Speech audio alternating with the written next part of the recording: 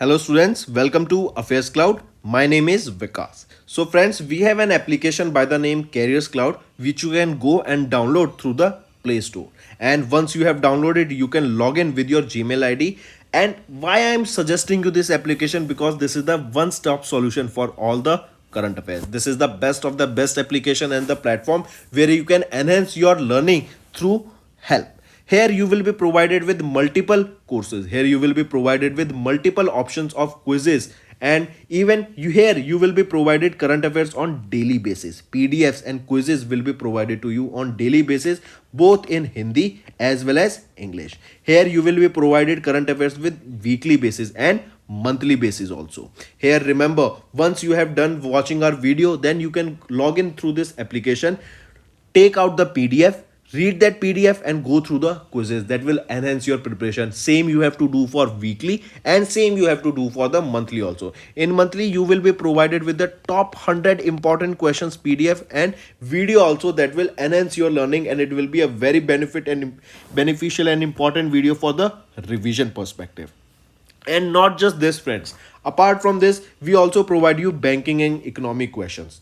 We provide you state current affairs such as of Uttarakhand, UP, Tripura, Telangana, and many more.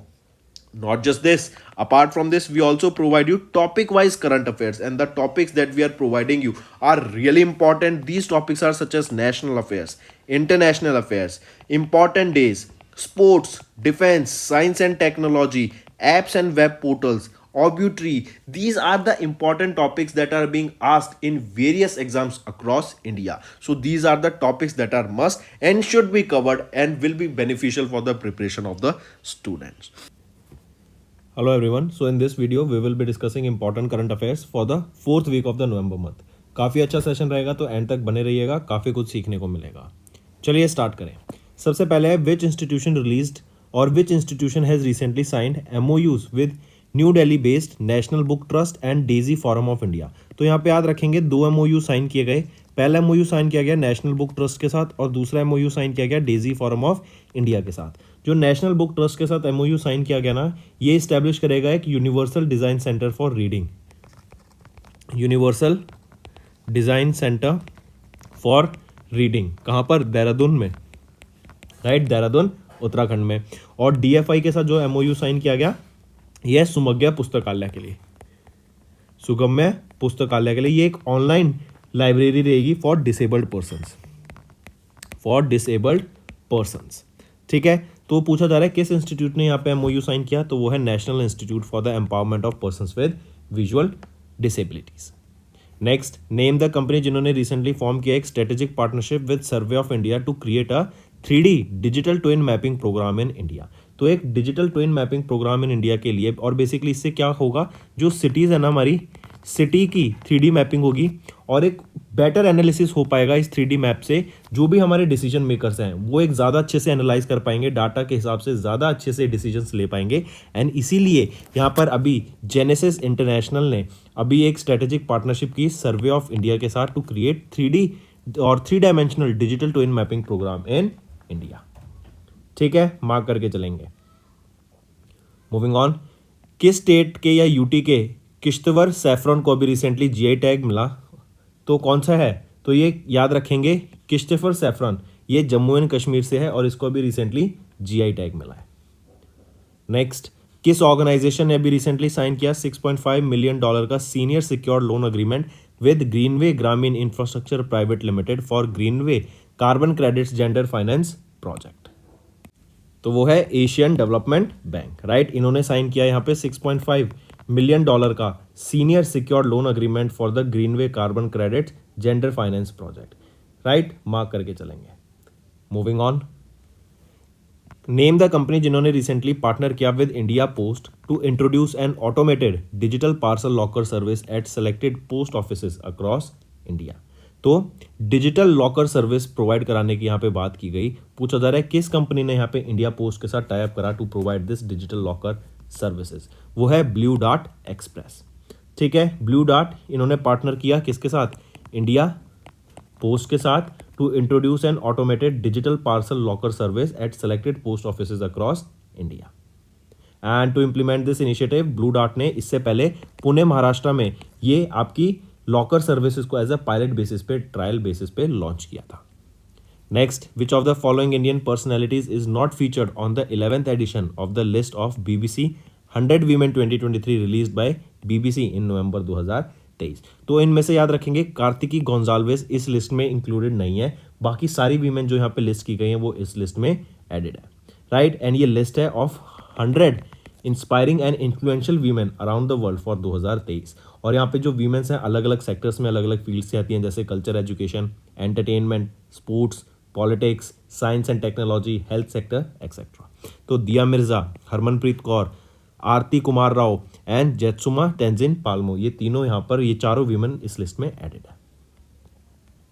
Next, name the personality from India who was recently elected as the vice chair of United Nations panel of external auditors for 2024. तो वो है गिरीश चंद्र मुर्मू जी. ये CAG हैं, controller and auditor general of India. इनको recently elect किया गया था as the vice chair of the United Nations panel of external auditors for 2024. Next, when was the UN world toilet day observed across the globe with the theme of accelerating change? तो क्या रहेगा, 19 नवंबर को हम observe करते हैं UN world toilet day, जो कि observe किया जाता है 19 नवंबर को अक्रॉस द ग्लोब. और इसकी जो थीम रहेगी, क्या थीम रहेगी? Accelerating change. यहाँ पे थीम रहेगी वर्ल्ड टॉयलेट डे की. पहली बार वर्ल्ड टॉयलेट डे कब ऑब्जर्व किया गया था? 2013 में. Next, RBI permitted AD category 1 banks to allow qualified jewellers to remit advance payment of dash days for silver import through IIBX, जो कि है इंटरनेशनल बुलियन एक्सचेंज, IFSC. तो इसके थ्रू कितने डेज की एडवांस पेमेंट के लिए अलाउ कर दिया गया है फॉर सिल्वर? वो है 11 दिन की एडवांस पेमेंट के लिए अलाउ कर दिया गया है RBI के द्वारा to AD category 1 banks, right.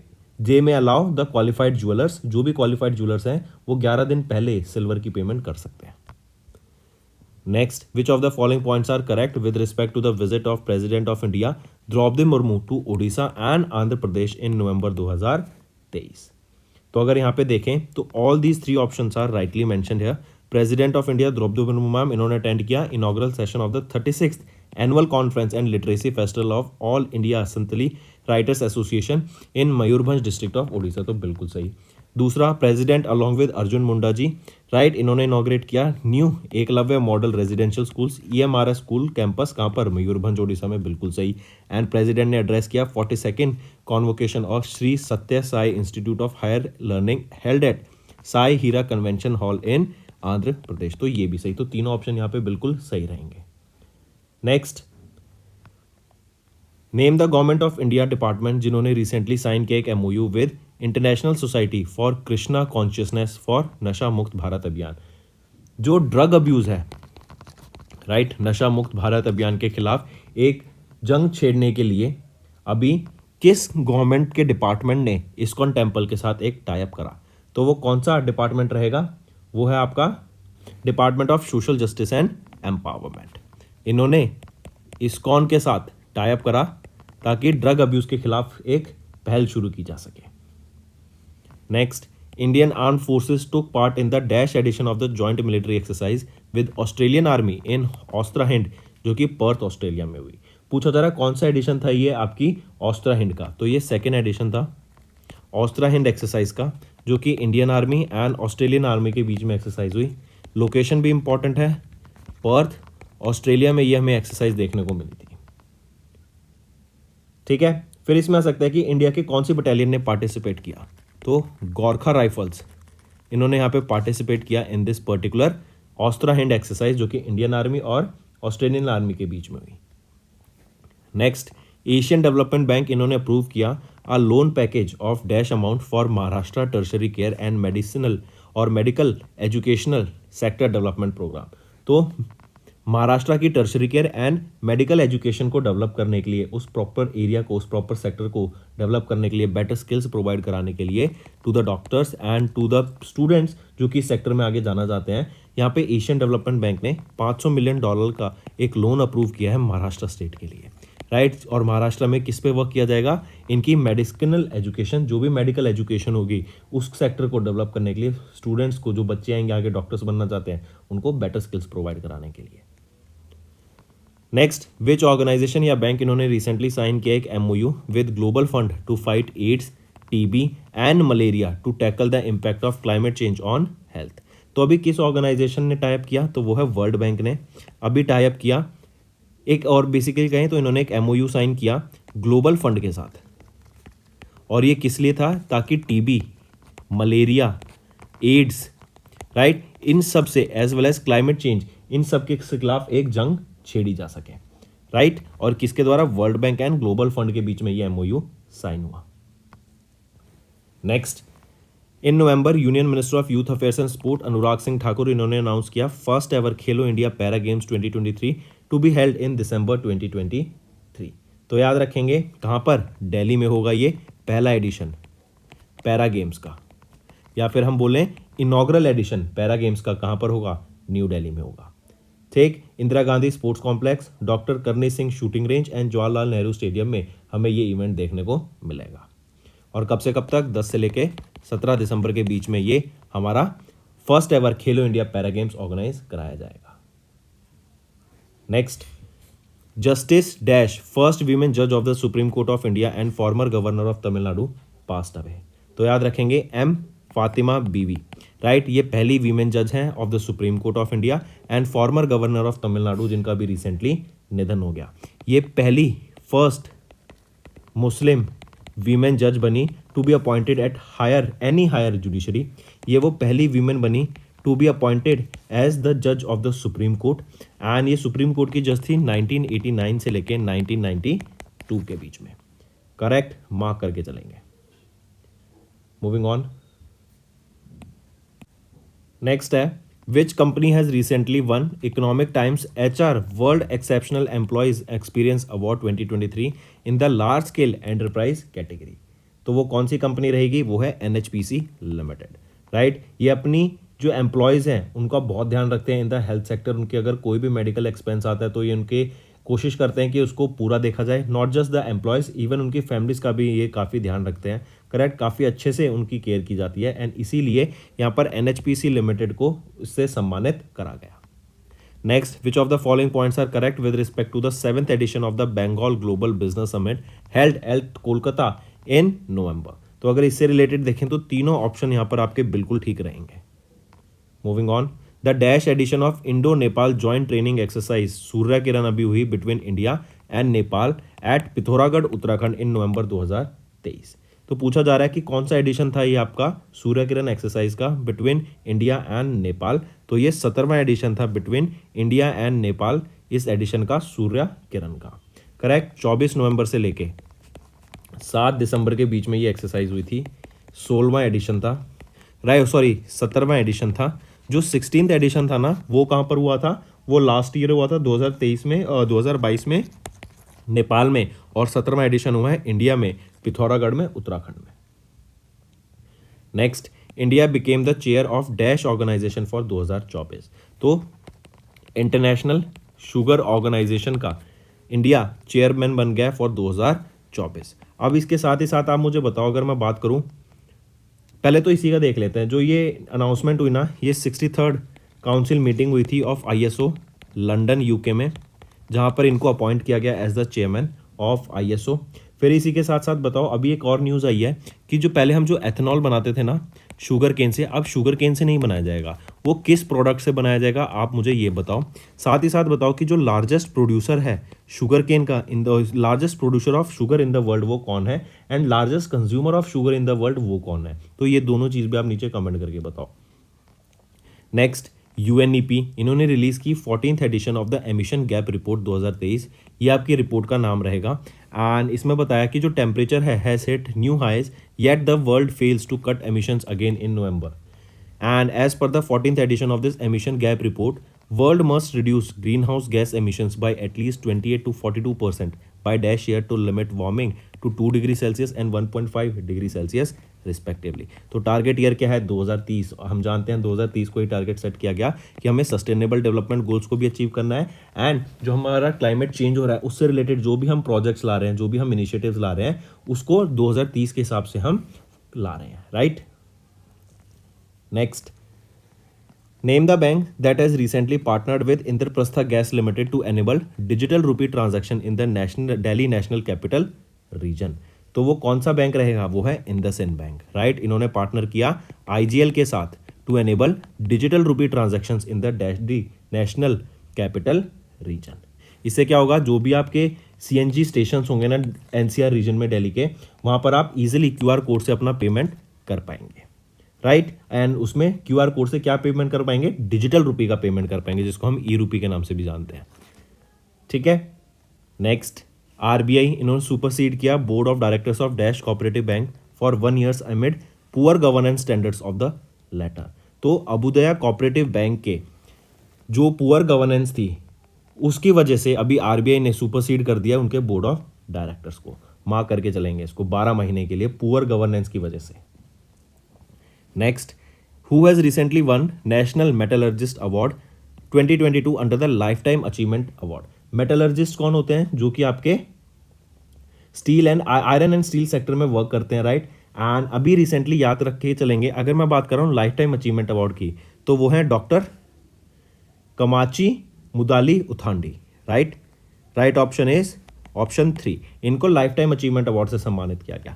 अगर नेशनल मेटलर्जिस्ट अवार्ड की बात करें, नेशनल मेटलर्जिस्ट अवार्ड से किसको सम्मानित किया गया, वो है doctor Debashish Bhattacharya, doctor Debashish Bhattacharya, right. अगर बात करूं award for research and development in iron and steel sector, वो कौन है, डॉक्टर रामेश्वर शाह, ठीक। और यंग मेटलर्जिस्ट अवार्ड की मैं बात करूं तो कौन रहेंगे, डॉक्टर निलॉय कुंडू, एंड यही याद रखेंगे, डॉक्टर निलॉय कुंडू। नेक्स्ट आ जाते हैं, who has been recently named as the president elect of FICCI for 2023-24। तो वो है अनीश शाह। अनीश शाह को रिसेंटली याद रखेंगे, अभी अपॉइंट किया गया है as the president elect of FICCI, correct. As of now ये सीनियर वाइस प्रेसिडेंट है फिकी के, और इनको अभी प्रेसिडेंट अपॉइंट किया गया है 2023-24 के लिए। 96th एनुअल जनरल मीटिंग है, जो कि अभी 8 एंड 9 दिसंबर को हो रही है न्यू दिल्ली में। इसके दौरान ये सक्सीड करेंगे सुब्रकांत पांडा जी को to be the new president of FICCI. Next, cricketer मेघनन मोयरा लैनिंग, इन्होंने अभी अनाउंसमेंट रिटायर कर दी from international cricket. Which country did she represent in international cricket, तो ये ऑस्ट्रेलिया के लिए खेलती थी, याद रखेंगे। Next, India's professional kho kho league ultimate kho kho became the first sport league in India to secure private equity investment. Who is the present chief executive officer of ultimate kho kho, तो कौन है, तो वो है टेंजिंग नियोगी, राइट। ये चीफ एग्जीक्यूटिव ऑफिसर है अल्टीमेट खो खो के, जो कि एक इंडिया की प्रोफेशनल खो खो लीग है, राइट। एंड ये पहला स्पोर्ट बन गया league in India to secure a private equity investment, ultimate kho kho. Next, the Gaza Strip is a Palestinian enclave on the eastern coast of dash sea. तो हम जानते हैं गाजा स्ट्रिप पे अभी इजराइल के द्वारा हमला किया गया, तो पूछा जा रहा है ये किस सी के साथ में है, तो ये मेडिटेरियन सी के साथ में लगता है। Next, which of the following are correct with respect to the announcement made by national biofuels coordination committee in November. तो यहाँ से याद रखेंगे ए, बी और सी, कौन से ऑप्शन ठीक हैं, तो तीनों ऑप्शन यहाँ पे आपके बिल्कुल सही आ जाते हैं। नेक्स्ट है, which countries Angkor Wat has recently become the 8th wonder of the world. तो ये जो अंगोर वट है ना, ये कंबोडिया में है, राइट। एंड इन्होंने याद रखेंगे इटली की पोम्पाई को सरपास किया to become the 8th wonder of the world. Next, name the international organisation या यूनियन जिन्होंने रिसेंटली साइन किया एक MOU with India to strengthen semiconductor supply chain and jointly pursue innovation. तो वो है European union, right. Semiconductor supply के लिए अभी इंडिया ने जिस यूनियन के साथ टाई अप किया वो कौन सा है, यूरोपियन यूनियन। नेक्स्ट, आरबीआई इन्होंने अपडेट किया अपनी alert list of the forex trading platforms, जो अनऑथराइज्ड और जो इलीगल फॉरेक्स ट्रेडिंग प्लेटफॉर्म्स है ना। फॉरेक्स ट्रेडिंग क्या होती है? Foreign currency exchange, right. आप फॉरेन करेंसीज को बाय सेल कर सकते हैं इन प्लेटफॉर्म पर at buy high and low. तो ऐसे अनऑथराइज्ड फॉरेक्स प्लेटफॉर्म्स हैं जिनके बारे में आरबीआई ने एक लिस्ट बना रखी है, एक अलर्ट लिस्ट। अभी उसमें 19 नई एंटिटीज़ को, नए प्लेटफॉर्म्स को ऐड किया गया।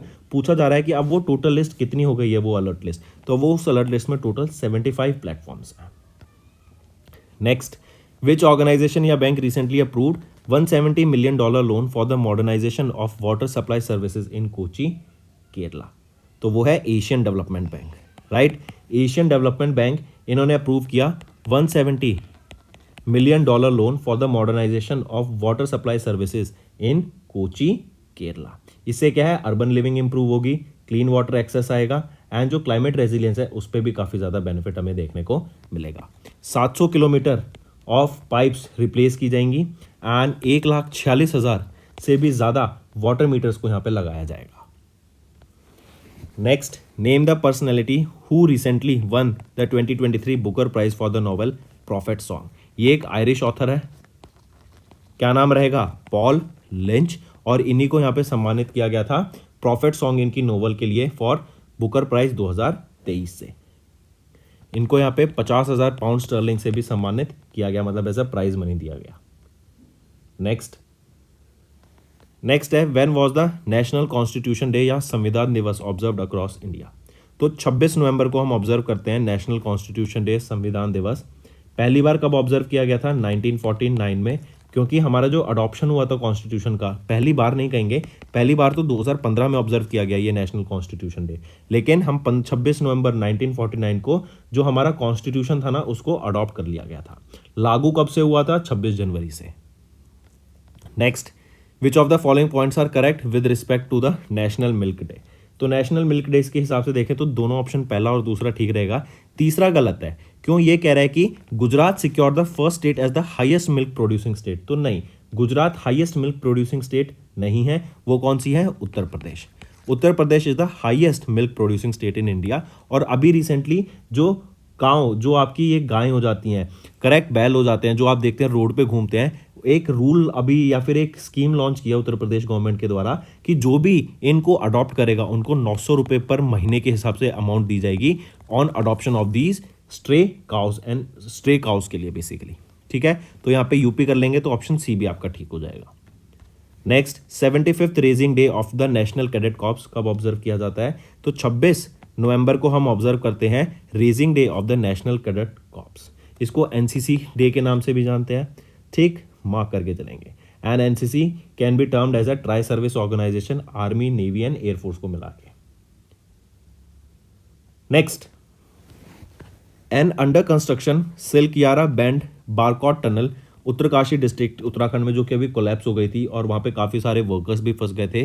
पूछा जा रहा है ये जो टनल है ये 4.5 किलोमीटर लॉन्ग टनल है, बाय डायरेक्शनल टनल है विद एन एस्केप पैसेज। कहाँ पर? तो ये कहाँ पर है? धरासू एंड यमुनोत्री के बीच, right, Dharasu and Yamunotri pilgrim palace के यहाँ पर। Next, who has been recently appointed as the secretary to the vice president of India? Jagdeep Dhankhar ji. तो किनको यहाँ पे सेक्रेटरी अपॉइंट किया गया है to the vice president of India? Jagdeep Dhankhar ji. कौन रहेंगे? वो हैं सुनील कुमार गुप्ता। सुनील कुमार गुप्ता इनको अपॉइंट किया गया है। ये एक आईएएस हैं जिनको सेक्रेटरी अपॉइंट किया गया to the vice president of India, Jagdeep Dhankhar ji. Next, which of the following points are correct with respect to Indo Pacific regional dialogue held in November? तो याद रखेंगे ये 5th एडिशन था। ये थीम क्या थी इसकी? Geopolitical impacts upon Indo Pacific maritime trade and connectivity, new Delhi में हुआ। एंड जो वाइस प्रेसिडेंट जगदीप धनखड़ हैं इनके द्वारा एक बुक रिलीज की गई, building partnership India and international cooperation for maritime security, published by national maritime foundation. तो यहाँ पे याद रखेंगे तीनों ऑप्शन आपके बिल्कुल सही रहेंगे। Next, in which country Asian India Millet Festival was recently organized by the Ministry of Agriculture and Farmers Welfare? तो ये एशियन इंडिया मिलेट फेस्टिवल कहाँ पे हुआ था? साउथ जकार्ता में, इंडोनेशिया में हुआ। एंड यहाँ पे याद रखेंगे आपका international year of the millets जो था वो 2023 है। एंड यहीं पर ये जो इवेंट हुआ था ना एशियन इंडिया मिलेट फेस्टिवल, इसका भी रीज़न यही था कि जो मिलेट्स का यूज़ है ना उसको प्रमोट किया जा सके। Next, national payment corporation of India NPCI, इन्होंने डायरेक्ट किया all the third party application, जैसे आपका फ़ोन पे हो गया, यूपीआई या आपका फ़ोन पे, पेटीएम, करेक्ट, इनको यहाँ पे डायरेक्शन दी गई कि जो भी आपकी इनएक्टिव यूपीआई आईडीज़ है ना उनको डीएक्टिवेट कर दो। और ये डिसीजन कब तक लिया जाएगा, मतलब 31 दिसंबर तक, जो भी आपकी 31 दिसंबर 2023 तक जो भी इनएक्टिव यूपीआई आईडीज़ है ना उनको डीएक्टिवेट करने का यहाँ पे स्टेप लिया गया। एंड ये डिसीजन एनपीसीआई के द्वारा लिया गया। इन्होंने सारी थर्ड पार्टी एप्लीकेशंस को यहाँ पे डायरेक्ट किया है to do this. Next, which word has been selected as the word of the year 2023 by Merriam Webster in November. तो वर्ड क्या रहेगा, ऑथेंटिक। ठीक है, इसको वर्ड ऑफ द ईयर घोषित किया गया है। एंड ऑथेंटिक का मतलब क्या होता है, ऑथेंटिक होता है जो फेक ना हो, जो एकदम रियल हो, जो जैसा का है वैसा ही हो, right, true to its own personality या nature. Next, which country has recently re-elected Andry Rajoelina as the president for the third term. तो मेडागास्कर, राइट, मेडागास्कर ने फॉर द थर्ड टाइम अभी री-इलेक्ट किया एंड्री रेजोलिना को as the president for the third term. Next, who has been appointed as the part time chairman of Fino Payments Bank. तो Fino Payments Bank के अभी part time chairman कौन appoint किए गए हैं, Rajat Kumar Jain, right. 24 नवंबर से इनका टर्म शुरू हो जाएगा और 1 नवंबर 2025 तक ये यहाँ पे रहेंगे। ठीक है, next, which countries tennis team has recently won the Davis cup 2023 by defeating Australia. तो इटली की टीम ने अभी रिसेंटली डेविस कप को जीत लिया है by defeating Australia in the finals. Davis cup कौन से स्पोर्ट से रिलेट होता है ये बताओ ज़रा, डेविस कप किस स्पोर्ट से बिलोंग करता है, तो ये लॉन टेनिस से बिलोंग करता है। ठीक है, डेविस कप। नेक्स्ट, फिर याद रखेंगे डेविस कप का अगर ये देखा जाए तो इटली ने दूसरी बार इस डेविस कप को जीता है, करेक्ट, मार्क करके चलेंगे ये भी। Next, which of the following Indian badminton players were recently settled for the second place in the men's double leaning China masters, जो भी नवंबर में हुआ। तो लीनिंग चाइना मास्टर्स में जिसकी सेकंड प्लेस आई वो है Indian badminton players Swastik Sairaj Ranki Reddy and Chirag Shetty, mark करके चलेंगे इसको। ठीक, फिर यहीं पे अगर मैं बात करूं मैन सिंगल कैटेगरी में कौन जीता, कोडाई नराओका, ये जापान से बिलोंग करते हैं, ये मेंस कैटेगरी में जीते। वीमेंस कैटेगरी में शेन यू फी, ये चाइना से बिलोंग करती हैं, ये वीमेंस कैटेगरी में टॉप पर रही। Next, Pranab my father a daughter remembers, ये बुक का नाम है Pranab my father a daughter remembers. ये एक ऑटोबायोग्राफी रहेगी, या नॉट ऑटोबायोग्राफी, बायोग्राफी रहेगी प्रणब मुखर्जी की, जो कि हमारे फॉर्मर प्रेसिडेंट ऑफ इंडिया रह चुके हैं, राइट। एंड ये 13th former president of India थे, करेक्ट। ये बुक जैसा नाम सजेस्ट कर रहा है बुक का नाम, अ डॉटर रिमेंबर्स, तो ये इनकी बेटी के द्वारा इनकी बायोग्राफी लिखी गई है। बेटी का नाम क्या रहेगा, शर्मिष्ठा मुखर्जी, राइट। प्रणब मुखर्जी की जो लाइफ रही है starting from a small village to become the president of India, इनके बारे में यहाँ पर दर्शाया गया है। एंड इनकी 88th बर्थ एनिवर्सरी के दौरान इस बुक को रिलीज किया जाएगा on 11th December. And Rupa publications के द्वारा इस बुक को पब्लिश किया गया है। Next, which state government has recently drafted a memorandum of understanding to ensure safety of migrant workers, तो वो है झारखंड, राइट। झारखंड ने अभी कई अलग स्टेट के साथ 10 स्टेट्स के साथ टाइप किया कि झारखंड के जो माइग्रेंट वर्कर्स उन स्टेट्स में जाते हैं तो उनकी सेफ्टी को इंश्योर करने के लिए यहाँ पर ये एक मेमोरेंडम ऑफ अंडरस्टैंडिंग साइन किया गया है। Next, according to the latest ranking release by World Archery in November, India के para archer dash became the world number 1 in the women's compound archery open category. तो Sheetal Devi, India की Sheetal Devi, right, ये India की para archer हैं और ये world number 1 आ गई है रैंकिंग में इन the women's compound category of archery, right, mark करके चलेंगे। नेक्स्ट है स्मृति ईरानी जी, इनके द्वारा भी रिसेंटली एक आंगनवाड़ी प्रोटोकॉल को लॉन्च किया गया था, जो कि क्या है कि 6 साल तक के जो बच्चे रहेंगे आंगनवाड़ी वर्कर्स हैं, राइट, उनके जो 6 साल तक के जो डिसेबल्ड बच्चे हैं उनको हेल्प करने के लिए, उनको एजुकेशन प्रोवाइड करने के लिए, उनको ग्रो करने के लिए, उनको प्रॉपर न्यूट्रिशन देने के लिए, मतलब एज अ होल 6 साल तक के बच्चों को, जो भी डिसेबल्ड बच्चा है आंगनवाड़ी वर्कर्स के, उनको यहाँ पर हेल्प प्रोवाइड कराने की बात की गई। और यही है आपका आंगनवाड़ी प्रोटोकॉल, जो कि स्मृति ईरानी जी के द्वारा लॉन्च किया गया। अब क्वेश्चन ये पूछ रहा है कि जो प्रोटोकॉल है ये कितने साल के बच्चों के डिसेबल्ड जो बच्चे होंगे उनकी हेल्प की जाएगी, कितने साल के आंगनवाड़ी के जो डिसेबल्ड बच्चे हैं उनकी हेल्प की जाएगी। तो 6 साल तक के जो डिसेबल्ड आंगनवाड़ी के वर्कर्स के बच्चे हैं उनकी यहाँ पे हेल्प कराने की बात की गई। Next, which company has recently signed a contract with the Ministry of Defense for the procurement and manufacturing of 16 upgraded super rapid gun mount। तो किस कंपनी ने यहाँ पे टाई अप किया, वो है Bharat heavy electricals limited, right. इन्होंने ministry of defence के साथ अभी एक कॉन्ट्रैक्ट साइन किया for the procurement and manufacture of 16 rapid gun super rapid gun mount के लिए, ठीक है। एंड 2956.89 करोड़ की लागत से इनको प्रोक्योर किया जाएगा। Garden Reach shipbuilders and engineers limited के द्वारा इसको बनाया जाएगा, correct. Next, in which Indian Institute of Technology India's first telecom centre of excellence is being established. तो बताओ किस आईआईटी में इंडिया का पहला टेलीकॉम सेंटर ऑफ एक्सीलेंस को सेटअप किया जाएगा। तो इंडिया का पहला telecom centre of excellence IIT Roorkee में सेटअप किया जाएगा, right.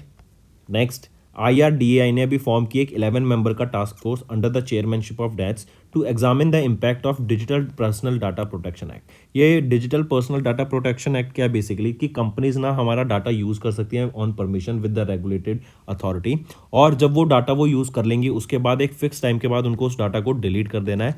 And if they fail to do so तो यहाँ पे काफ़ी हैवी पेनल्टी भी इम्पोज 250 करोड़ तक की भी 300 करोड़ तक की भी पेनल्टी इम्पोज करने की बात की गई।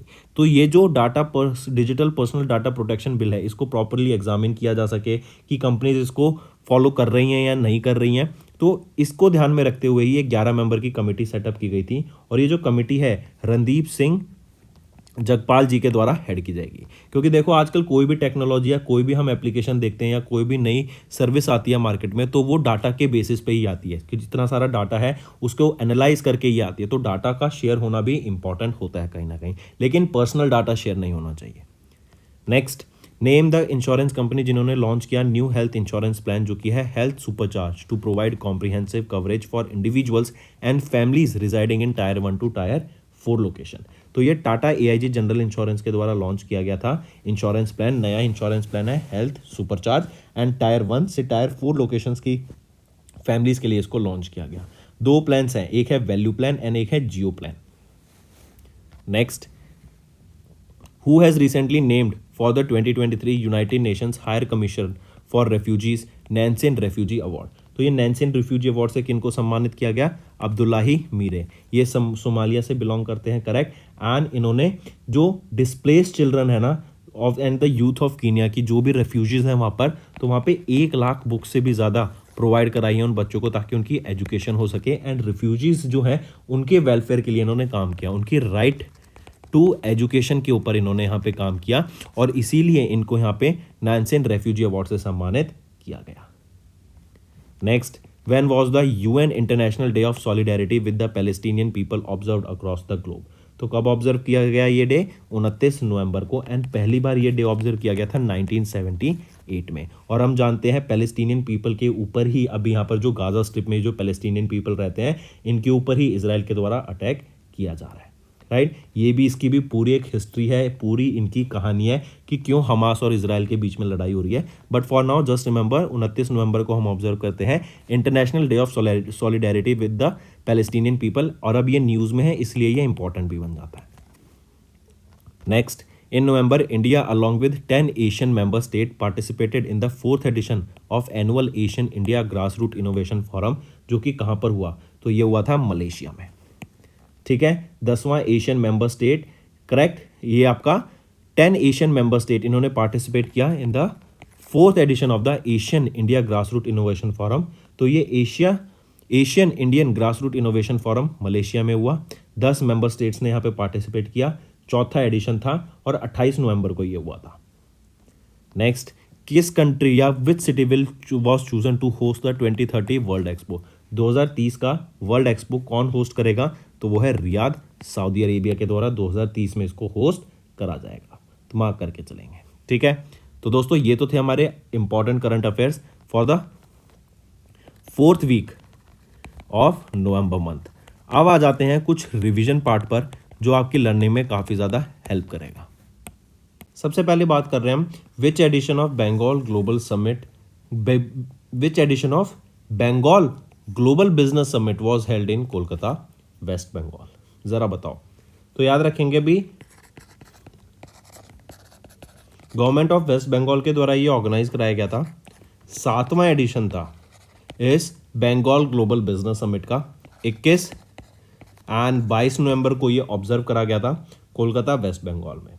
करेक्ट। और इसका एम क्या था यहाँ पर, ताकि जो भी आपके एंटरप्रेन्योर्स हैं, थिंक टैंक्स हैं, बिजनेस लीडर्स हैं, उनको एक साथ लाया जाए एंड आगे हम अपने कैसे इंडस्ट्रियल इकोसिस्टम को, बिजनेस को आगे बढ़ा सके in a friendly state in Kolkata waste Bengal.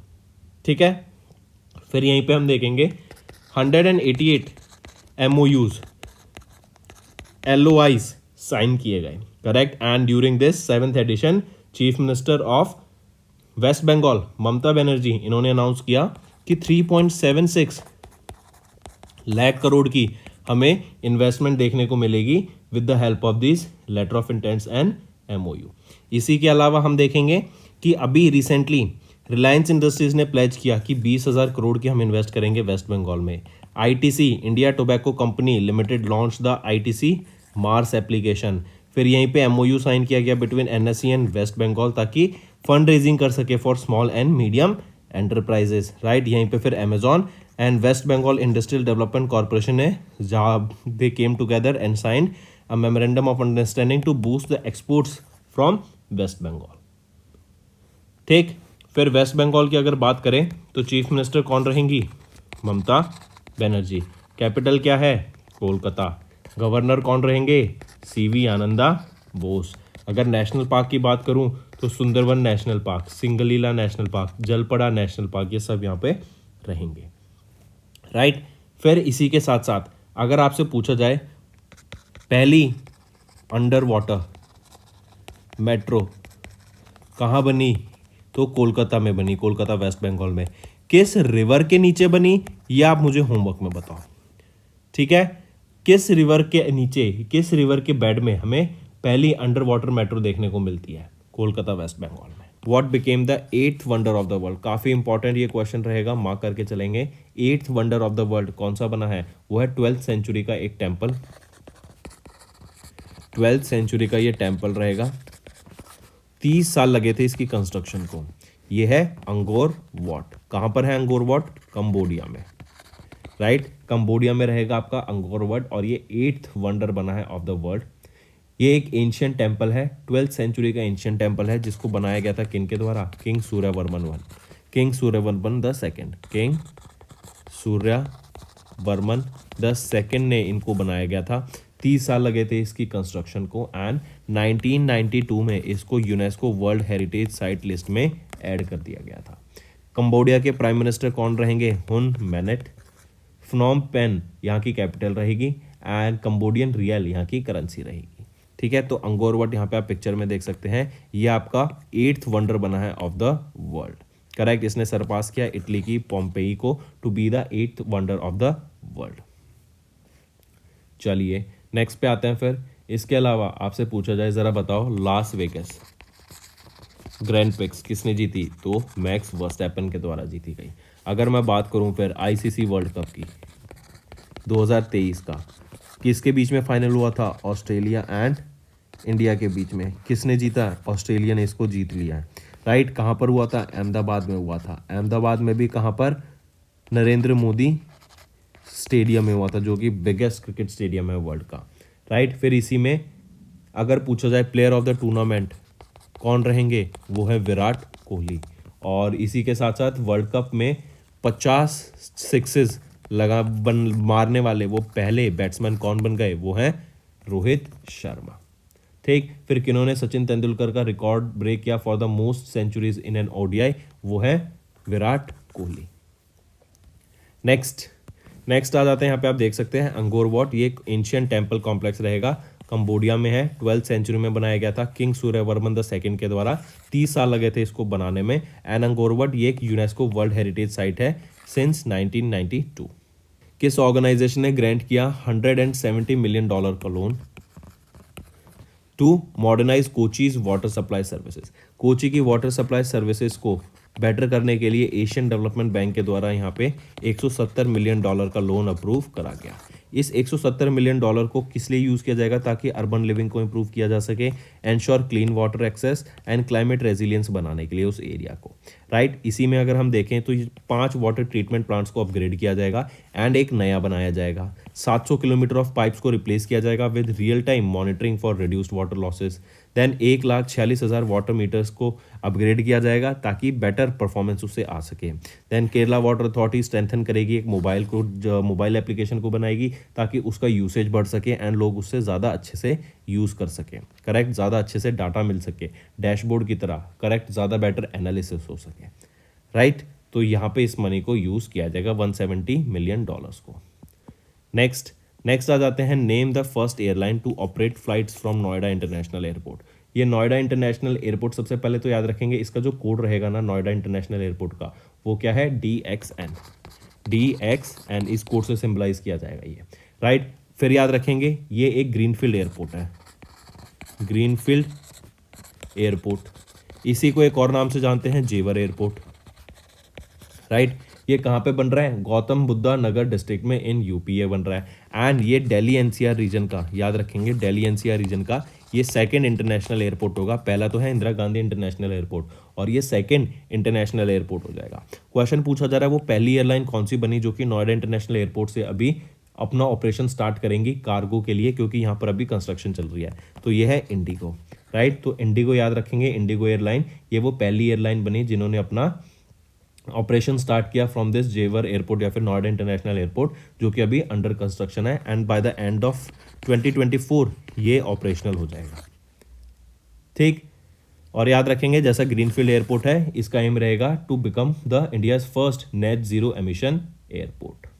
अगर इंडिगो एयरलाइंस की हम बात करें तो चीफ एग्जीक्यूटिव ऑफिसर कौन रहेंगे? Peter Elbers. हेडक्वार्टर रहेगा इसका गुरुग्राम हरियाणा में एंड 2006 में इसको इस्टेब्लिश करा गया। सबसे पहले हम बात कर रहे हैं TERI, the energy and resource institute ने अभी रिसेंटली एक मेमोरेंडम ऑफ अंडरस्टैंडिंग साइन किया किस ऑर्गेनाइजेशन के साथ? For disaster risk reduction, right. तो जो आपके डिजास्टर्स होते हैं, राइट, उसका रिस्क को रिड्यूस करने के लिए, उसके लिए पहले से ही हम अवेयर रह सकें, राइट, उसके लिए पहले से ही हम सस्टेनेबल प्रैक्टिसेस को इम्प्लीमेंट कर सकें, सेफ्टी ला सकें, सेफ्टी इक्विपमेंट्स को प्रोक्योर कर सकें, राइट, नई नई इनोवेशन एंड नॉलेज शेयरिंग कर सकें कि कैसे अगर डिजास्टर आता है तो उसके हम कैसे बच सकें एंड कैसे क्लाइमेट रिलेटेड रिस्क को हम अवॉइड कर सकते हैं।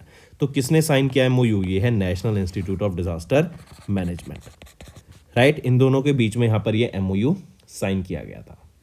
अगर मैं NIDM की बात करूं, national institute of disaster management की, एग्जीक्यूटिव डायरेक्टर कौन रहेंगे यहाँ पर? राजेंद्र रत्न एंड 1995 में इसको इस्टेब्लिश किया गया, राइट। तो आप यहाँ पे देख सकते हैं NIDM एंड TERI, इनके बीच में एक स्ट्रेटेजिक पार्टनरशिप साइन हुआ in disaster risk reduction.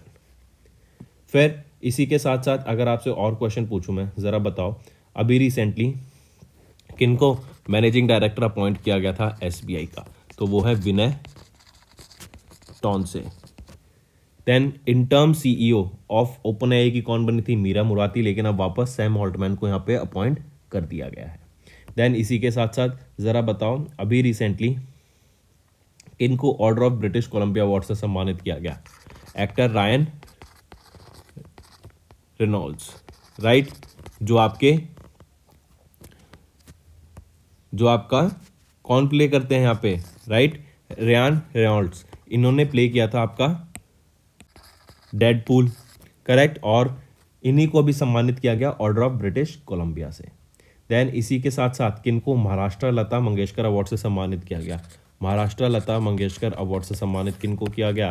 Suresh Wadkar को, ठीक है। फिर इसी के साथ साथ किनको JCB प्राइज फॉर लिटरेचर से सम्मानित किया गया? JCB प्राइज ये लिटरेचर के लिए होता है एंड किसको सम्मानित किया गया इस JCB प्राइज से? पेरुमल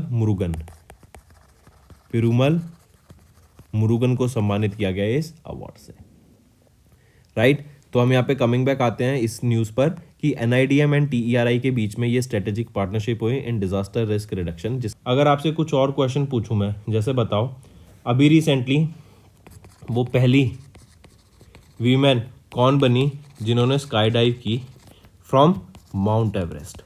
माउंट एवरेस्ट से स्काई डाइव करने वाली वो पहली वीमेन कौन बन गई है? वो है शीतल महाजन। वो कौन है? शीतल महाजन।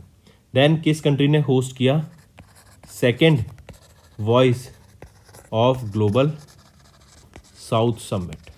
किसके द्वारा किया गया? हमारी इंडिया के द्वारा होस्ट किया गया। ठीक। साइट्स 2.0 ये प्रोग्राम कहाँ पे लॉन्च किया गया? न्यू दिल्ली में। किसके द्वारा? हरदीप सिंह पुरी के द्वारा इसको लॉन्च किया गया।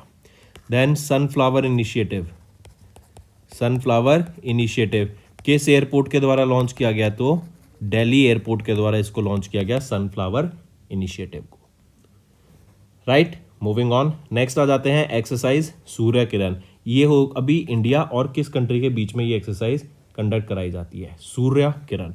तो इंडिया एंड नेपाल के बीच में एक्सरसाइज सूर्य किरण कंडक्ट कराई जाती है और इसमें भी याद रखेंगे इनकी आर्मीज के बीच में इस एक्सरसाइज को कंडक्ट कराया गया। ठीक है। फिर ये 24 नवंबर से लेके 7 दिसंबर तक ये एक्सरसाइज कंटिन्यू होगी और इस एक्सरसाइज का भी कौन सा एडिशन था? 17th एडिशन हमें देखने को मिला। लोकेशन क्या रहेगी, कहाँ पे हुई ये एक्सरसाइज? तो ये इस बार उत्तराखंड में हमें देखने को मिली, इंडिया में। ठीक है, ये तो थी 17वीं एक्सरसाइज। अगर मैं 16वीं की बात करूँ तो लोकेशन क्या रहेगी? तो ये नेपाल में हुई थी लास्ट ईयर 2023 में और 2022 में। ठीक। फिर इसी के साथ साथ याद रखेंगे इंडिया की तरफ से किसने पार्टिसिपेट किया? तो इंडिया की तरफ से जो बटालियन थी वो है कुमोन रेजिमेंट। 354 पर्सनल्स ने यहाँ पे पार्टिसिपेट किया। एंड नेपाल आर्मी की तरफ से था 334 पर्सनल जो कि तारा दल बटालियन से है। करेक्ट। और याद रखेंगे हर साल इस एक्सरसाइज को कंडक्ट कराया जा रहा है 2011 से, मतलब पहली बार फर्स्ट एडिशन बोले या फिर इनॉग्रल एडिशन आपका कब था? 2000। चलिए नेक्स्ट। किस country, which country became the chair of international sugar organisation for 2024? तो इंटरनेशनल शुगर ऑर्गेनाइजेशन का जो चेयरमैनशिप रहेगी, ये जो एक इंटरनेशनल बॉडी है on sugar and related products की, इसकी चेयरमैनशिप किस कंट्री के पास रहेगी? तो हमारी इंडिया के पास रहेगी 2024 के लिए। कि शुगर सेक्टर को हम कैसे आगे बढ़ाएंगे, किन चीज़ों का ध्यान रखना है एंड जो ग्लोबली क्या स्टैंडर्ड सेट किए जाएंगे वो अब इंडिया के द्वारा करा जाएगा। राइट। इंडिया में देखें तो यूपी बहुत ज़्यादा फेमस है इन दिस सेक्टर, सबसे ज़्यादा हमें वहीं पे देखने को मिलता है। करेक्ट। एंड यहीं पे national sugar institute Kanpur, national sugar institute of Kanpur UP में जो है, इन्हीं के द्वारा हम यहाँ पे देखते हैं कि इन्होंने काफ़ी अलग कंट्री के साथ भी कोलैबोरेट किया है, जैसे Indonesia, Nigeria, Egypt and Fiji. फिर इसी के साथ साथ याद रखेंगे अगर हम इंडिया की बात कर रहे हैं तो इंडिया लार्जेस्ट कंज्यूमर है of sugar products and second largest producer है आपका शुगर प्रोडक्ट का। ठीक है। अगर कंज्यूमर की बात करें तो 15% शेयर है हमारे पास वर्ल्ड का, और प्रोड्यूसर की बात करें तो हमारे पास 20% रहेगा प्रोडक्शन का। फिर इसी के साथ साथ एक और आ जाता है एथेनॉल ब्लेंडिंग। राइट। और अगर मैं एथेनॉल की बात करूं तो इंडिया 3rd लार्जेस्ट है इन एथेनॉल प्रोडक्शन, इन एथेनॉल प्रोडक्शन। फिर यहीं पे टॉप पर कौन है? USA, followed by Brazil on second position and third पे आ जाता है हमारा इंडिया। ठीक है। फिर इसी के साथ साथ India has the highest cane price and ये जो अपने फार्मर्स को भी ना एक प्रॉपर प्रॉफिटेबल अपना शेयर देते हैं हम इंडिया में। ठीक है, जो फार्म करते हैं शुगर प्रोडक्ट्स को, जो शुगर केन को। फिर इसी के साथ साथ एक और चीज़ याद रखेंगे, इंडिया ने अभी अचीव किया है 12% एथेनॉल ब्लेंडिंग विद पेट्रोल इन 22-23। यहीं पे हम इसको बढ़ा के कितना करना चाहते हैं? 15% करना चाहते हैं फॉर द ईयर 23-24, मतलब नवंबर 2023 से अक्टूबर 2024 के बीच में यही हम 15% तक ले जाने की बात कर रहे हैं एथेनॉल ब्लेंडिंग। फिर अगर आईएसओ की मैं बात करूं, इंटरनेशनल शुगर ऑर्गेनाइजेशन, होसे और यहाँ के एग्जीक्यूटिव डायरेक्टर रहेंगे। इसको इस्टेब्लिश 1937 में किया गया, headquarter London UK and 88 member countries यहाँ पर रहेंगी। ठीक है, तो ये है यहाँ पे इंडिया ने अज्यूम की chairmanship of global sugar industry body ISO, जो कि है इंटरनेशनल शुगर ऑर्गेनाइजेशन, किस साल के लिए? 2024 के लिए। ठीक। फिर इसी के साथ साथ अगर आपसे एक दो चीज़ें और मैं पूछूं, जैसे फॉर एग्जांपल बताओ, अभी रिसेंटली सबसे ज़्यादा वीमेन लेड स्टार्टअप्स किस सिटी में हमें देखने को मिलते हैं? बेंगलोर में देखने को मिलते हैं, बेंगलुरु में। Right, women led startups Bengaluru में हमें देखने को मिलते हैं। करेक्ट। फिर इसी के साथ साथ ज़रा बताओ इंटरनेशनल टूरिज्म मार्ट कहाँ रहेगा? इंटरनेशनल टूरिज्म मार्ट ये कहाँ पे है? शिलोंग में, शिलोंग में। नेक्स्ट नेक्स्ट अगर आपसे पूछा जाए every right for every child, I repeat every right for every child, right. ये एक आपका कैंपेन है, किस स्टेट के द्वारा लॉन्च किया गया था? यूपी गवर्नमेंट के द्वारा इसको लॉन्च किया गया है, every right for every child. Sea buckthorn, sea buckthorn, right. इसको भी जीआई टैग मिला। ये कहाँ का प्रोडक्ट है? तो ये लद्दाख का प्रोडक्ट रहेगा। नेक्स्ट अगर पूछा जाए 54th international film festival of India कहाँ पर होगा? गोवा में होगा, ठीक। फिर 2 day long global fisheries conference, global fisheries conference 2 दिन लंबी कहाँ पर हुई? अहमदाबाद में भी। कहाँ पर? सबसे पहले हम बात करेंगे नेशनल अफेयर्स की। इसमें हम बात करेंगे 54th international film festival of India की। कहाँ पर हुआ था? गोवा में हुआ। 20 से लेके 28 नवंबर तक हमने इसको ऑब्जर्व किया, राइट। इंपॉर्टेंट चीज़ क्या याद रखनी है? एक तो ये 54th एडिशन है, दूसरा याद रखना है कि ये कहाँ पर हुआ? गोवा में हुआ, राइट। किसके द्वारा कराया गया था, किसके द्वारा ऑर्गेनाइज कराया गया था, ये भी याद रखेंगे। NFDC national film development corporation along with ESG environment society of Goa, जो कि गवर्नमेंट ऑफ गोवा के अंडर आती है, इन दोनों के द्वारा मिलकर इसको ऑर्गेनाइज कराया गया था, करेक्ट। एंड गोवा की बात करें तो 37वें नेशनल गेम्स भी यहीं पर हुए थे एंड महाराष्ट्र ने यहाँ पे टॉप किया था। फिर इसी के अलावा याद रखेंगे इस इवेंट के दौरान, इस इंटरनेशनल फिल्म फेस्टिवल के दौरान जो कि 54th एडिशन था, अनुराग सिंह ठाकुर के द्वारा इनॉग्रेट किया गया 17th edition of the film Bazaar as well as VFX and tech pavilion को भी यहाँ पे लॉन्च किया गया। और इसी के साथ साथ एक चैलेंज भी लॉन्च किया गया 75 क्रिएटिव माइंड्स ऑफ टुमारो। तो 3 चीज़ हो गई, 17वां edition of the film bazaar, VFX and tech pavilion and 75 creative minds of tomorrow, ये चैलेंज को यहाँ पे लॉन्च किया गया, पहली चीज़। दूसरी चीज़ याद रखेंगे माधुरी दीक्षित जो कि पद्मश्री अवार्डी हैं एंड काफ़ी फेमस इंडियन एक्ट्रेस हैं, इनको यहाँ पे ऑनर किया गया with special recognition to Bharatiya cinema award for her outstanding contribution to the Indian film industry, ठीक है। Next president's colours award. ये अवार्ड दिया जाता है किसी भी ऑर्गेनाइजेशन को जो कि आपकी आर्मी से रिलेटेड हो, एयरफोर्स से रिलेटेड हो या इंडियन नेवी से रिलेटेड हो, या फिर वो इंडियन नेवी की, जैसे अगर हम बात करें president colours award Indian navy को दिया गया था, जो सबसे पहला प्रेसिडेंट कलर अवार्ड था इंडियन नेवी को दिया गया था, राइट। एंड इसी के साथ साथ याद रखेंगे 1951 में दिया गया था bye then president Rajendra Prasad ji. अब देखो ये प्रेसिडेंट का कलर अवार्ड क्या होता है? जिन्होंने अपना सर्विस दिया हो टू इंडिया, राइट। ये काफ़ी टाइम तक उन्होंने सर्विस किया हो टू इंडिया, इंडिया की जैसे जो फोर्सेज होते हैं उसमें, जैसे फॉर एग्जांपल हम इसको इंडियन नेवल शिप्स को दे सकते हैं, किसी बटालियन को दे सकते हैं, किसी एयरक्राफ्ट को दे सकते हैं, राइट, जिन्होंने अपनी सर्विस दी हो टू इंडिया, राइट। तो अभी रिसेंटली याद रखेंगे एक इंस्टीट्यूशन है जो कि है armed forces medical college eight Pune Maharashtra, इनको यहाँ पे सम्मानित किया गया प्रेसिडेंट कलर अवार्ड से। किसके द्वारा दिया गया? President of India Droupadi Murmu ma'am के द्वारा, राइट, मार्क करेंगे। And to commemorate the armed forces medical colleges platinum jubilee year, इनके द्वारा यहाँ पर एक कमेमोरेटिव कॉइन ऑफ 75 रुपीज़ ये भी यहाँ पे लॉन्च किया गया था। एंड इसी के साथ साथ इन्होंने एक चीज़ और इनॉग्रेट की, वो है प्राजना। ये क्या है? President Droupadi Murmu also inaugurated the armed forces centre for computational medicine, जो कि है प्राजना। ये चीज़ भी यहाँ पे इनके द्वारा इनॉग्रेट की गई थी। नेक्स्ट आ जाते हैं फिर अपॉइंटमेंट्स एंड रेजिग्नेशन। अभी महिंद्रा ग्रुप के अनीश शाह को अपॉइंट किया गया प्रेसिडेंट इलेक्ट ऑफ फिक्की 2023-24 के लिए। तो मार्क करके चलेंगे, doctor Anish Shah managing director and chief executive officer of Mahindra group, इनको नेम किया गया president elect of FICCI for 2023-24। ये सक्सीड किनको करेंगे? सुब्रकांत पांडा जी को ये सक्सीड करेंगे। फिर ओपन एआई के अब सीईओ कौन अपॉइंट कर लिए गए हैं? कई बार चेंज होने के बाद सैम ऑल्टमैन को वापस ही कर लिया गया, but there is a huge chance कि ये आगे फ्यूचर में फिर बदले जा सकते हैं। देन मैनेजिंग डायरेक्टर कौन अपॉइंट किए गए एसबीआई के? वो है विनय टॉनसे। फिर इसी के साथ साथ एको ने किनको अपना ब्रांड एम्बेसडर अपॉइंट किया गया? आर माधवन को, राइट। कौन बने हैं prime minister of Luxembourg?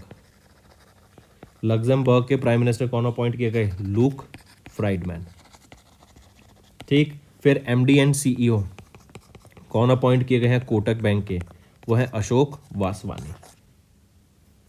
Next, which country has topped the medal tally of Asian para archery championship?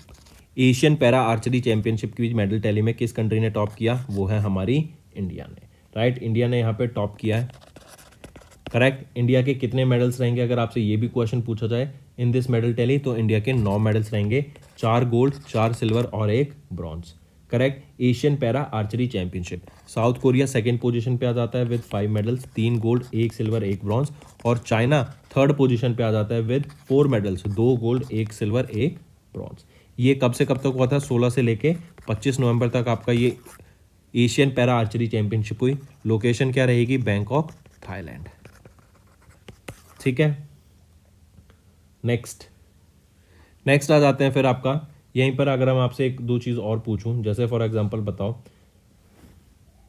International day of tolerance 16 नवंबर को ही नेशनल प्रेस डे, 17 नवंबर को इंटरनेशनल स्टूडेंट्स डे, 17 को ही national एलिप्सी day, 17 को ही हम observe करते हैं वर्ल्ड प्री मैच्योरिटी डे, 19 नवंबर को international men's day, 19 को ही world toilet day, 20 नवंबर को अफ्रीकन इंडस्ट्रियलाइजेशन डे, एंड 19 नवंबर को ही वीमेन एंटरप्रेन्योरशिप डे भी हम ऑब्जर्व करते हैं। Name the Irish author who won Booker prize 2023।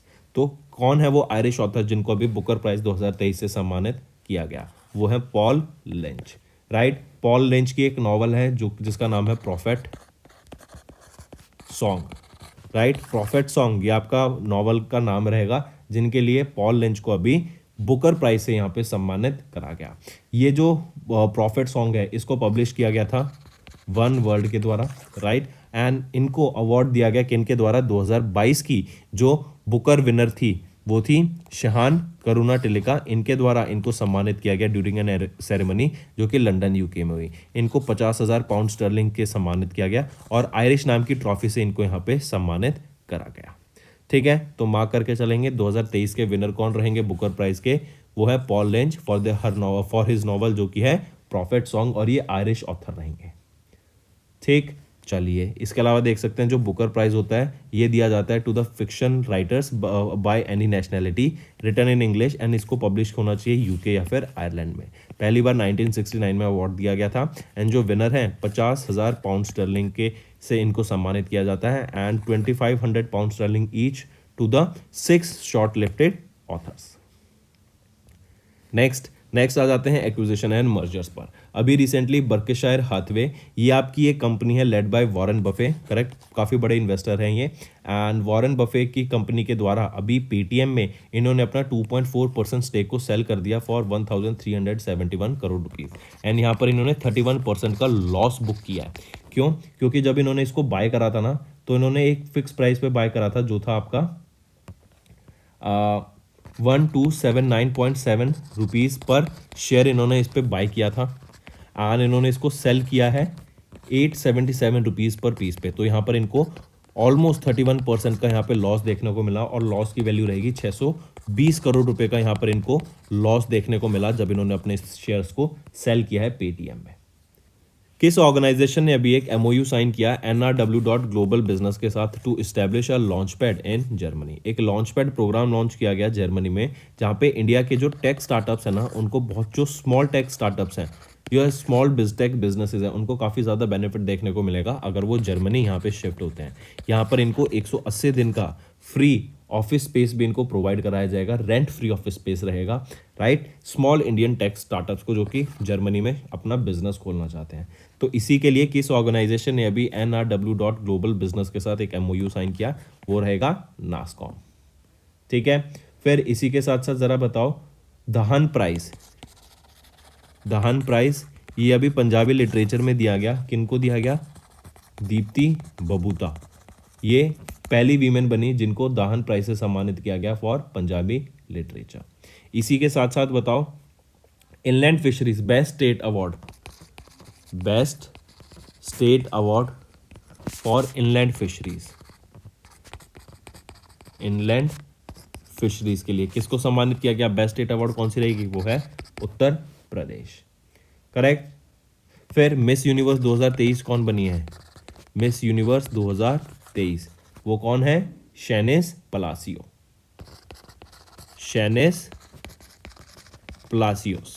Right, ये आपकी मिस यूनिवर्स बनी है 2023। फिर इसी के साथ साथ मित्रा शक्ति, मित्रा शक्ति ये एक्सरसाइज हुई। मित्रा शक्ति बताओ किन दो कंट्रीज के बीच में एक्सरसाइज हुई? इंडिया एंड श्रीलंका के बीच में हुई। और इस बार कहाँ पे थी लोकेशन? पुणे में इस एक्सरसाइज को देखने को मिला। इंडिया ने अभी साइन किया एक memorandum of understanding to deepen cooperation on semiconductor ecosystem with which nation? तो किस नेशन के साथ मिलके इंडिया ने सेमीकंडक्टर इकोसिस्टम को बढ़ावा देने की यहाँ पे बात की गई? तो इंडिया ने किसके साथ किया ये कोऑपरेशन? यूरोपियन यूनियन के साथ। इससे क्या होगा? दोनों कंट्रीज एक दूसरे के साथ मिलकर वर्क करेंगी, जहाँ पर हम देखेंगे कि कई सारी वर्कशॉप्स होंगी, पार्टनरशिप होगी, नॉलेज शेयर होंगी, जिससे जो रिसर्च एंड डेवलपमेंट है उसको काफ़ी ज़्यादा बेनिफिट देखने को मिलेगा। एंड इन दोनों के बीच में हम जानते हैं जो ये सेमीकंडक्टर टेक्नोलॉजी है, बेसिकली ये सेमीकंडक्टर टेक्नोलॉजी आपकी हर इलेक्ट्रॉनिक इक्विपमेंट में, चाहे आपका वो फ़ोन हो, चाहे ईयरबड्स हो, लैपटॉप हो, टैबलेट्स हो, इवन गाड़ियाँ हो, ड्रोन्स हो, हर जगह आपका जो भी इलेक्ट्रॉनिक्स होता है वहाँ पे सेमीकंडक्टर चिप्स को यूज़ किया जाता है। एंड इसका आने वाले टाइम में हम देखेंगे काफ़ी ज़्यादा ग्रोथ हमें देखने को मिलेगी। इसी इकोसिस्टम को, इसी सेमीकंडक्टर इकोसिस्टम को बढ़ावा देने के लिए इंडिया और यूरोपियन नेशन के इंडिया एंड यूरोपियन यूनियन के बीच में यहाँ पर ये MOU साइन हुआ। यूरोपियन यूनियन में कितने मेंबर्स हैं? 27 मेंबर्स रहेंगे और यूरो यहाँ पे करेंसी यूज़ की जाती है। नेक्स्ट है बैंकिंग एंड फाइनेंस। आरबीआई ने अभी कितने अनऑथराइज्ड फॉरेक्स ट्रेडिंग प्लेटफॉर्म्स को ऐड किया in the alert list? Forex trading क्या होता है? जब फॉरेक्स ट्रेडिंग होता है जब आप फॉरेन करेंसीज को बाय एंड सेल करते हैं, राइट। जैसे फॉर एग्जांपल $1 अभी 83 चल रहा है और मैंने बाय कर लिए $100, करेक्ट। कल $1 84 का हो गया, तो फिर मैंने ये $100 को बेच दिया। मुझे प्रॉफिट कितना हुआ? ₹1 का हुआ पर डॉलर। तो मेरे को $100 थे, तो मेरे को ₹100 का यहाँ प्रॉफिट हो गया। तो इस तरह की भी ट्रेडिंग काफ़ी सारे लोग करते हैं, फॉरेक्स ट्रेडिंग इसको कहते हैं, राइट। और ये प्लेटफॉर्म्स को, अलग अलग प्लेटफॉर्म से आप इसको फॉरेक्स ट्रेडिंग कर सकते हैं। अभी आरबीआई के द्वारा ऐड की गई हैं ऐसी 19 फॉरेन ट्रेडिंग प्लेटफॉर्म्स को इन देयर अलर्ट लिस्ट, जो कि वो बताती हैं कि काफ़ी रिस्की है। इस पे अगर आप ट्रेड करते हैं तो इट कैन बी रिस्की, ये आपका पैसा डूब भी सकता है और ये लेके भाग भी सकते हैं, राइट। तो इससे जो अलर्ट लिस्ट में जो टोटल एंटिटीज़ हैं वो कितनी हो गई हैं? 75 टोटल एंटिटीज़ हो गई हैं in this alert list of RBI. ठीक, आरबीआई के गवर्नर शक्तिकांत दास, मुंबई महाराष्ट्र हेडक्वार्टर 1935 में इस्टेब्लिश करा गया था। फिर इसी के साथ साथ बताओ इंटरनेशनल डे ऑफ टॉलरेंस कब ऑब्जर्व किया हैं? 16 नवंबर। नेशनल प्रेस डे कब ऑब्जर्व करते हैं? 16 November. International students day 17 November. Then world prematurity day कब ऑब्जर्व करते हैं? 17 नवंबर। इंटरनेशनल मेंस डे ये भी आपका 19 नवंबर को ऑब्जर्व करते हैं। वर्ल्ड टॉयलेट डे 19 नवंबर। वर्ल्ड चिल्ड्रंस डे ये आपका 20 नवंबर। अफ्रीका इंडस्ट्रियलाइजेशन डे 20 नवंबर। वीमेन एंटरप्रेन्योरशिप डे ये भी आपका 19 नवंबर को ऑब्जर्व किया जाता है। सबसे पहले हम बात कर रहे हैं which edition of the Indo Pacific regional dialogue was held in New Delhi. Indo Pacific regional dialogue 2023 में हुआ, न्यू दिल्ली में हुआ। पूछा जा रहा है कौन सा एडिशन था इसका जो अभी ऑब्जर्व किया गया हमारे द्वारा, तो ये 5th एडिशन था। ठीक है, कौन सा एडिशन था? 5th एडिशन था। 15 से लेके 17 नवंबर के बीच में हमने इसको ऑब्जर्व किया न्यू दिल्ली में। एंड ये एक apex level regional strategic dialogue था जो कि इंडियन नेवी के द्वारा कराया गया था। फिर इसी की एक थीम आ जाती है जिसके ऊपर ये इंडो पैसिफिक रीजनल डायलॉग हुआ था। ये थीम को नोट करके ज़रूर चलिएगा, geopolitical impacts upon Indo Pacific maritime trade and connectivity. ठीक, फिर यहीं पे याद रखेंगे यहाँ पर हमें 4 MOUs भी साइन किए गए बाय नेशनल मैरीटाइम फाउंडेशन के साथ। ठीक, फिर अब जैसे ये बेसिकली है क्या, जो हमारा रीजनल डायलॉग, जो हमारा एरिया है इंडो पैसिफिक रीजन, उसकी सिक्योरिटी को मेंटेन करने के लिए, राइट। हम जानते हैं एशिया पैसिफिक रीजन में अगर हम देखें तो सिक्योरिटी से रिलेटेड एक और हमारा ग्रुप बना हुआ है, वो है quad group.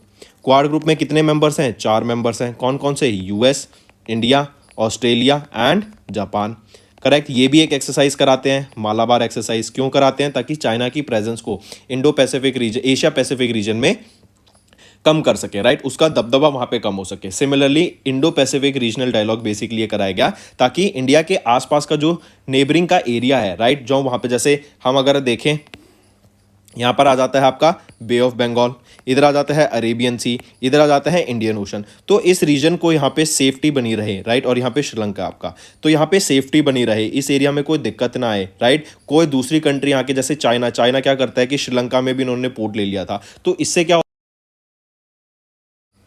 Moving on, next बात करते हैं फिर कोचिन शिपयार्ड्स लिमिटेड। इनके द्वारा अभी 3 नए शिप्स को लॉन्च किया गया है, right, of anti submarine warfare shallow watercraft, ये 3 नए शिप्स रहेंगे, INS Mahe, INS Malvan and INS Mangrol, right. Kochi Kerala में इनको लॉन्च किया गया एंड ये डिलीवर किए जाएंगे टू इंडियन नेवी। तो ये 3 anti submarine warfare shallow watercraft रहेंगे, राइट। एंड इन तीनों को अभी डिलीवर किया जाएगा टू इंडियन नेवी। बनाया गया है कोचिन शिपयार्ड्स लिमिटेड के द्वारा, डिलीवर किया जाएगा कोची यार्ड में जो कि केरला में है टू इंडियन नेवी। नेक्स्ट आ जाते हैं इंपॉर्टेंट डेज पर। अभी international day for the elimination of violence against women observe किया गया 25 नवंबर को, and it is to raise awareness about the global problem of violence against women. Women के खिलाफ जो वायलेंस होती है उसके खिलाफ यहाँ पर पब्लिक अवेयरनेस क्रिएट कराने की बात की गई ऑन 25 नवंबर, ये डे ऑब्जर्व किया जाता है। फिर इसकी थीम रहेगी unite invest to prevent violence against women and girls, ये थीम रहेगी, मार्क करके चलेंगे इसको। नेक्स्ट आ जाता है फिर रजनीश गोयल, इनको अपॉइंट किया गया as the 40th chief secretary of Karnataka. तो 40वें चीफ सेक्रेटरी कौन बने हैं कर्नाटका के, वो है रजनीश गोयल, करेक्ट। ये जब तक रिटायर नहीं हो जाती है जुलाई 2024 तक इनको अपॉइंट किया जाएगा। एंड यहाँ पे कौन किन को सक्सीड करेंगे ये, तो ये वंदिता शर्मा को सक्सीड करेंगे to be the 40th chief secretary of Karnataka. Next आ जाता है फिर वो कौन सी स्टेट है जिन्होंने अभी 25 नवंबर को डिक्लेयर कर दिया, 25 नवंबर डिक्लेयर कर दिया as the no non veg day, मतलब कोई भी नॉन वेज नहीं खाया जाएगा, कुछ भी नहीं मिलेगा उस दिन। ये है 25 नवंबर को, एंड यूपी के द्वारा ये डिक्लेयर किया गया। यूपी के चीफ मिनिस्टर योगी आदित्यनाथ ने बोला कि 25 नवंबर को no non veg day observe किया जाएगा, और 25 नवंबर को याद रखेंगे इंटरनेशनल मीटलेस डे भी ऑब्जर्व किया जाता है। और इसी दिन बर्थ एनिवर्सरी होती है, 144th बर्थ एनिवर्सरी साधु थानवरदास लीलाराम बासवानी जी की, करेक्ट। इनका जन्म 25 नवंबर में हुआ था 1897 में, एंड इन्होंने मीरा मूवमेंट भी स्टार्ट करी थी। इन्होंने सेंट मीरा स्कूल्स भी स्टैब्लिश किया था हैदराबाद तेलंगाना में, एंड दर्शन म्यूजियम जो कि पुणे महाराष्ट्र में, वो भी इन्हीं की मेमोरी में रहेगा, राइट। और इन्हीं के बर्थ एनिवर्सरी पर जो 2024 में भी 144th बर्थ एनिवर्सरी थी साधु थनवरदास लीलाराम वासवानी की, इस दिन हमने no non veg day declare किया गया, राइट, 25 नवंबर को। That's all for the day, friends. I hope you enjoyed the session, and you can follow us on the YouTube channel, as well as apart from YouTube channel, you can go and follow us at Affairs Cloud Telegram channel. And if you have any queries related to the content or the of courses offered to you or the payment which you did on the application, you can contact us on the number provided, that is 7677333862. Apart from this, friends, you can follow us on the Facebook as well as on Instagram handle, that is affairscloud_official. In the end, friends, if you use a code that is Vikas10, you will be getting an additional extra 10% discount by using this code Vikas10. Also, if you have any problem regarding the course purchase, any problem regarding to our application, you can contact us on the mobile number, that is 9677333862. And if you want to mail us, you can also mail us on support@affairscloud.com, and I assure you that our representative from us will be contacting you soon and resolving your issue.